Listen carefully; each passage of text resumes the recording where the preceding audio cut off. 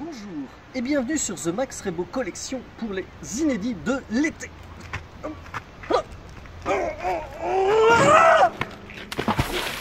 Salut les amis, aujourd'hui du très lourd pour ce nouvel épisode des inédits de l'été avec la review du triple pack du Dr Aphra, exclusivité du dernier Comic Con de San Diego. Pour celles et ceux qui ne la connaissent pas, Shelly Lona Aphra est un perso de l'univers étendu. C'est même l'héroïne de sa propre série de comics. Docteur, archéologue, elle travaille dans un premier temps pour Dark Vador qui lui demande d'utiliser ses compétences de hackeuse pour reprogrammer une armée de droïdes. Mais elle se fera passer pour morte afin d'échapper au Seigneur Sith pour vivre ses propres aventures. Et nous la retrouvons donc avec BT-1 et 000 en figurines Vintage Collection. Je vous laisse admirer dans un premier temps le blister de ce triple pack qui est vraiment magnifique. Si les nouveaux blisters des Vintage Collection laissaient un peu à désirer avec la bulle un peu trop grosse, là on a un petit bijou. Ça brille, ça scintille, il est vraiment magnifique ce pack, même beaucoup plus beau que les anciens.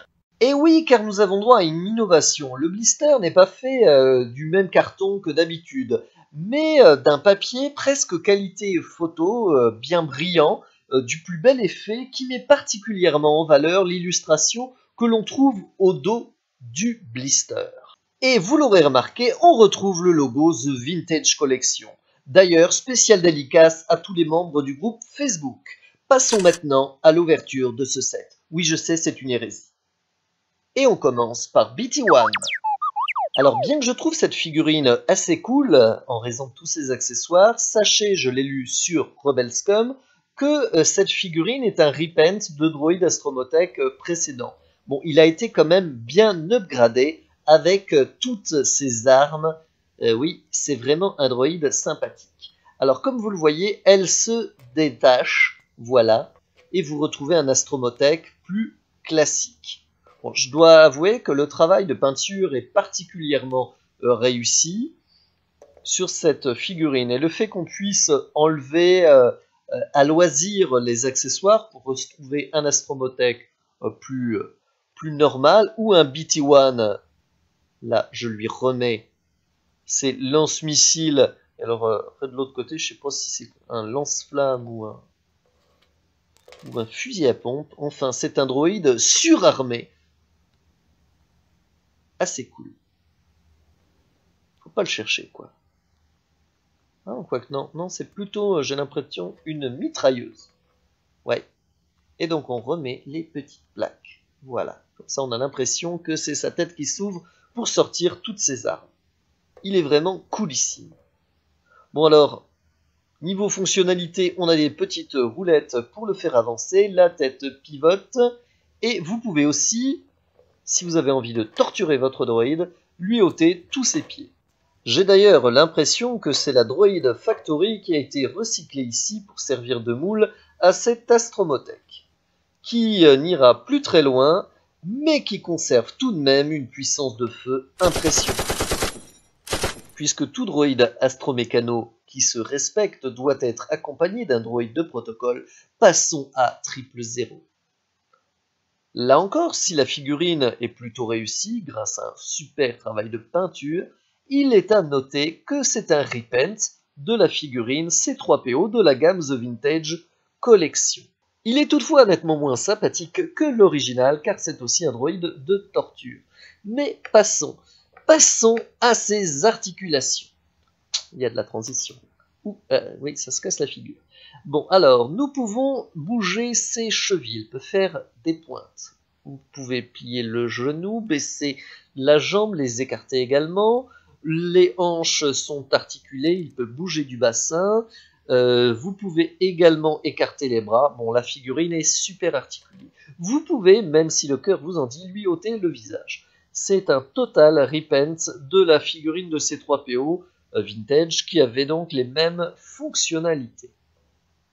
Alors, continuons notre petit bazar. Alors, on peut visiblement lui enlever beaucoup de choses. Voilà, hein, allez. Tiens, toi tu vas pas me résister longtemps. Voilà, tiens, je lui ôte le pied et je lui ai ôté son plastron. Je crois que j'ai ôté tout ce qui pouvait l'être. Non, pas encore. Voilà, c'est donc fait. Voilà, donc vous avez un droïde avec tous ses circuits à nu. La figurine est du plus bel effet. Hein. Je vous laisse admirer le travail de peinture, hein, tous les circuits, les tuyaux, les câbles qui constituent le droïde sont apparents. C'est vraiment du plus bel effet. Et donc au niveau d'articulation, hein, pour finir, on retrouve les articulations habituelles de la gamme au niveau du bras. Donc poignet, coude, bras, tête, vous pouvez donc écarter les bras. C'est vraiment une figurine de très belle facture. Et nous en arrivons maintenant à la figurine qui mettra tout le monde d'accord. La figurine qui prouve que quand Hasbro s'en donne les moyens, ils peuvent encore faire de jolies choses. Le travail de sculpture et de peinture est en effet particulièrement réussi ici. La sculpture du visage en font le parfait alter ego de sa version papier. Niveau costume, il est parfaitement recréé. Le gilet, pour info, est amovible, ce qui n'est pas le cas du bonnet et des lunettes, ce qui est un peu dommage.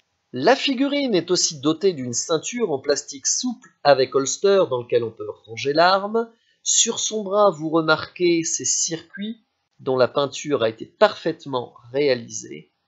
Et grâce à ses nombreuses articulations, elle peut prendre des poses coolissimes. Waouh, exclu, la tête bouge. Bon, avant même de vous reparler d'articulation, je vous laisse encore admirer le détail de peinture au niveau de son pantalon, au niveau des bottes, là, les petites sangles. C'est vraiment magnifique. Ah, il y a peut-être besoin de faire une petite mise au point. Bon, allez, oui, j'ai dit que je vous parlais d'articulation, donc je vous parle d'articulation. Alors, regardez, donc elle peut faire des pointes. Les genoux sont articulés, la jambe pivote sur elle-même. On retrouve aussi un point d'articulation au niveau de sa poitrine, baissé, relevé, droite-gauche. On peut lui faire exécuter un grand écart.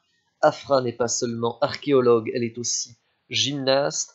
Au niveau de ses bras, on retrouve les standards de la gamme, une articulation au niveau des coudes, au niveau du poignet. Regardez sa petite main si délicate. Vraiment une très belle figurine.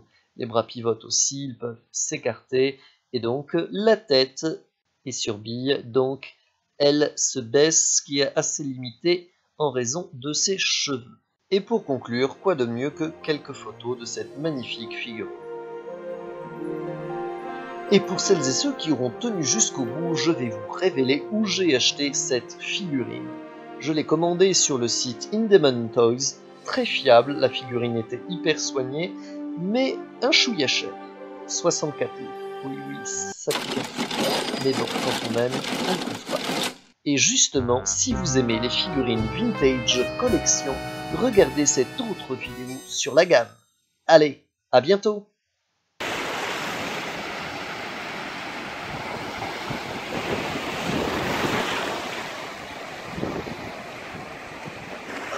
C'est bon, je peux... Ah!